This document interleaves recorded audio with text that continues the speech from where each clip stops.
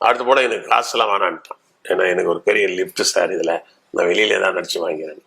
அப்படி இல்லைடா, எனக்கு வந்து நல்ல வியாபாரம் ஆயிருக்கு, வரவேற்று நல்லா போயிருக்கு, இந்தா 1 லட்சம் வச்சு அவனுக்கு சார் படத்தையும் நல்ல படம் கொடுத்து 1 லட்சமும் கொடுக்குறீங்க, ரொம்ப சந்தோஷம் சார் அப்படி இப்படின்ட்டு பணம் வந்து அடிக்கடி காலில் தொட்டு ஒரு தடவை கொடுக்க மாட்டான், பல தடவை கொடுப்பான். அப்போ கவுண்ட் பண்ணி சொல்லாரு, ஒருத்தன் வந்த உடனே தொட்டு கும்பிடலாம், தப்பு இல்லை.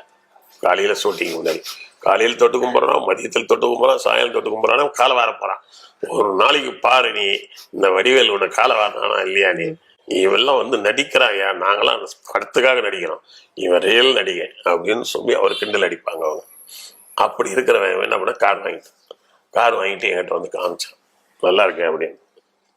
அண்ணா ஒரு தடவை உட்காருங்க, இந்த வண்டியில் ஒரு ரவுண்டு எங்கேயா ஷூட்டிங் இல்லை உட்காருங்கண்ணா, வண்டியில் பூஜை போட்டிருக்கேண்ணா.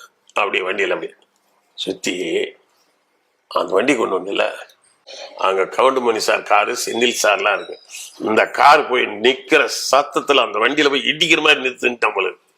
எனக்கு புதுசாக கார் வாங்கிடுறேன், சரன்னு வண்டியை கொண்டு வந்து சரன்னு கவுண்டு காரு முன்னாடி நிற்கிறேன். அவங்க டிரைவர்லாம் நிற்கிறாங்க, ஓடி அப்படி முட்டிக்கிட்டு அப்படி நிற்கிது.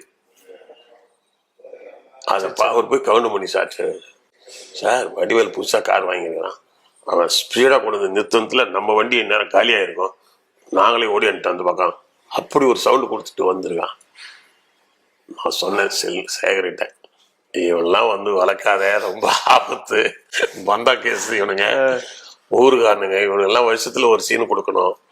நாங்களாம் எவ்வளோ கஷ்டப்பட்டு ட்ராமாவில் வளர்ந்தோம், இவ்வளோ ஈஸியாக வந்துட்டு பாரு கார் வாங்கிட்டு வந்து இடிக்கிறான். இப்போ நாங்களாம் வந்து கார் வாங்கும்போது நாங்கள் போய் சிவாஜி சார், எம்ஜிஆர் கார்லாம் போய் மோத முடியுமா, என்ன பண்ணுறான் அப்படின்னு கேட்டார். என்னப்பா இது அண்ணே, புதுசாக கார் வாங்கினா ஒரு எண்ணம் வரும், புரியுதுங்களா? புதுசாக கல்யாணம் பண்ணால் என்ன பண்ணுறான், ஜோடியாக சேர்த்துக்கிட்டு சினிமாவுக்கு போகலாம், அங்கே போகலாம் போகலாம், தோளில் கை போட்டுகிட்டே இருப்பான் இல்லையா? ஒரு 3 மாசம் முன்னாடி தோல்லையே கை போட்டுட்டு இருப்பான், அப்புறம் 6 மாசம் கழிச்சு 2 பேரும் ஒன்னே வர மாட்டாங்க, மாசம் 1ஆம் தேதி பிரச்சனை வரல. அந்த மாதிரி தானே இது, கொஞ்ச நாளைக்கு வச்சிருப்பான் அப்படி ஒரு புதுசு போன, அதுக்கு நம்ம வண்டி காலி பண்ணுவோம் பொழுது அப்படின்ட்டு.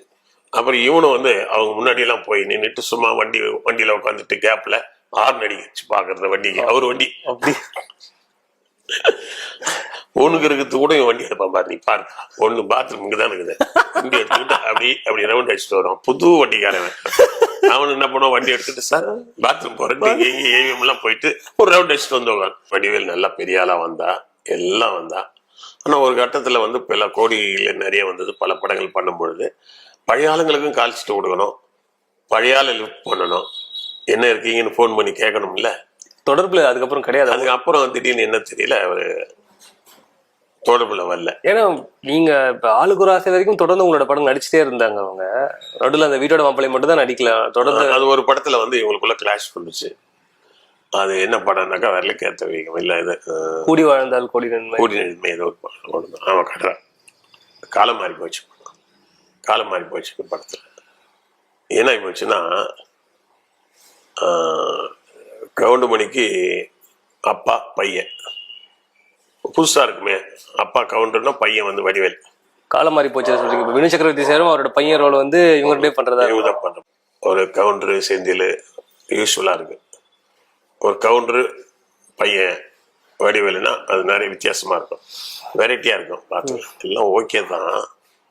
இந்த படத்துக்கு அப்புறம் அவன் அப்பனாகி நாம பிள்ளையாயிடுவேன், அவன் வந்து காரை கொண்டு வந்து நேரா விடுறவன், இவன் என்ன பண்ணுவான், நடிப்பு தானே, நீ வேற, இவனுங்கெல்லாம் ஒன்றும் தெரியாதுப்பா, நான் ஒன்றா வசதி இருக்குது, பல வீடு இருக்கு, புரியுதா, அதெல்லாம் சொல்லிக்கிறோமா, இவனுங்க உனக்கு கொஞ்சம் சிலதெல்லாம் பட்டாதான் தெரியும், நான் லைட்டா சொன்னார் அவங்க கிட்ட. சரிண்ணே, இல்லைன்னா அப்பா பிள்ளைண்ணா கரெக்டா பண்ணிடலண்ணா, சரிண்ணே. அது ஒரு நல்ல கதை. ஏன்னா ஒரு குறிகார பொண்ணை லவ் பண்ணிட்டு, அது வேற கதையா, அதுக்கு பதிலாக தான் காலம் மாறி போச்சு பண்ணீங்களா? ஆமா, அவன் குறிகார பொண்ணு வந்து என்ன நார்த் இந்தியன் இந்தி ஆர்டிஸ்ட்னு சொல்லி அமைச்சிச்சு, அவனு ஹிந்திலாம் பேசணும் உடனே இது இந்தி ஆர்டிஸ்ட் நினைச்சு கல்யாணம் லவ் பண்ணிட்டான். ஆனா அது குறிகார பொண்ணு, அதான் அப்பா. அது வந்து பெரிய கதை, வித்தியாசமான கதை. அது நல்லா இருக்குப்பா, சரி பண்ணிடலான்ட்டாரு. ஆனா அது யாரோ பத்திரிகையாளரோ ஃப்ரெண்டோ யாரோ என்ன பண்ணிட்டாங்கன்னா செந்தில்கிட்ட வடிவேலு கவுண்டமணி 2 பேர் காம்பினேஷன் வந்து இந்த படத்துல ஹிட் ஆயிடுச்சுன்னா வெளியில எல்லாருமே என்ன பண்ணுவோம்னா வடிவேலு கவுண்டமணி வடிவேலுன்னு போட ஆரம்பிச்சுக்குவாங்க. கவுண்டமணி சேர்ந்தலுக்கு வேலை இல்லை.